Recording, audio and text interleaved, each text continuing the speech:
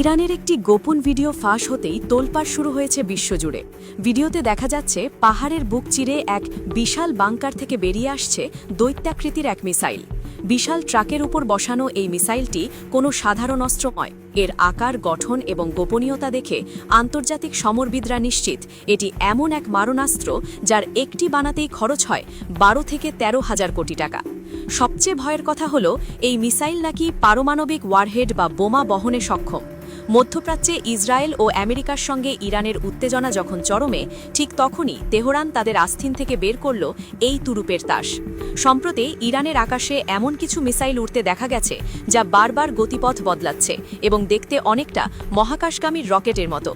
প্রথমে অনেকেই ভেবেছিলেন এটি কোনো স্যাটেলাইট লঞ্চিং ভেহিকল, কিন্তু পরে জানা গেল এটি আসলে ইরানের পঞ্চম প্রজন্মের সেজ্জিল সিরিজের মিসাইল, যার দৈর্ঘ্য 30 মিটারের বেশি এবং গতি ঘণ্টায় 16,000 কিলোমিটার।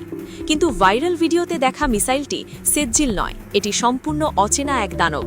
ইরানের আইআরজিসি জেনারেল ইব্রাহিম জাব্বারি এক রহস্যময় হাসি দিয়ে বলেছেন, আমরা এখনও পর্যন্ত যা ব্যবহার করেছি তা কেবল দ্বিতীয় প্রজন্মের বা 2G মিসাইল। আমাদের ভাণ্ডারে তৃতীয়, চতুর্থ, পঞ্চম এমনকি ষষ্ঠ প্রজন্মের মিসাইলও এখনও মজুদ আছে, যা বিশ্ববাসী আগে কখনো দেখেনি।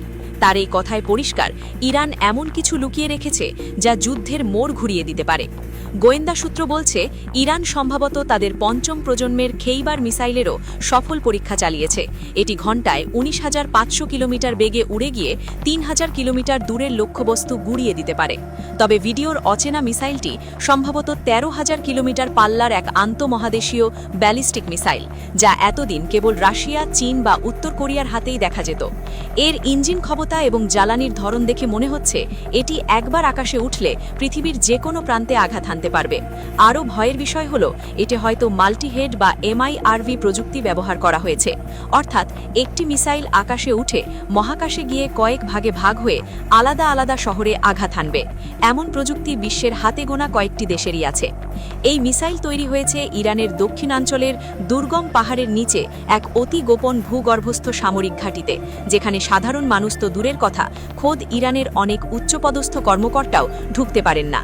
পুরো প্রজেক্টটি চলেছে লোকচক্ষুর অন্তরালে।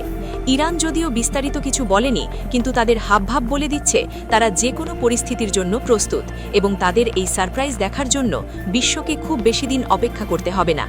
আমেরিকা ও ইসরায়েলের ঘুম হারাম করা এই মিসাইল কি মধ্যপ্রাচ্যে নতুন কোনো মহাপ্রলয়ের ইঙ্গিত দিচ্ছে?